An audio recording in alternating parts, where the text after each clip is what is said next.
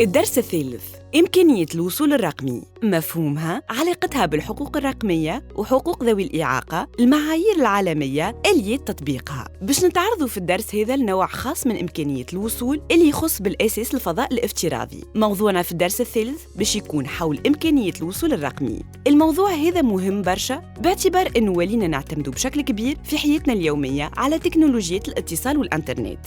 الهدف من الوصول الرقمي هو السماح للجميع بما في ذلك الأشخاص ذوي الإعاقة بالوصول إلى التقنيات والقدرة على استخدامها بطريقة ذاتية ومستقلة كيفهم كيف غيرهم. ولكن من لاحظوه لسوء الحظ أنه أغلب مواقع الويب وخاصة في بلادنا ليست متاحة للجميع لأنها ما راعتش المعايير والمواصفات الدولية للوصول الرقمي، ونفس الشيء بالنسبة للعديد من التطبيقات والأدوات الرقمية. الدرس هذا باش يكون في قسمين. القسم الأول باش نخصوه لفهم مصطلح إمكانية الوصول الرقمي وأساسياته، ونستكشفوا طرق مختلفة لجعل الوصول إلى التكنولوجيا أكثر سهولة للأشخاص ذوي الإعاقة. باش نشوفوا زادا كيفاش إنه تطبيق معايير إمكانية الوصول الرقمي يمكن يفيد مش فقط الأشخاص ذوي الإعاقة ولكن عديد الفئات الأخرى. وفي القسم الثاني باش نتعرضوا لكيفية تكريس إمكانية الوصول الرقمي من خلال آليات وحلول تقنية حتى يتمتع الأشخاص ذوي الإعاقة بالحقوق الرقمية كيفهم كيف غيرهم.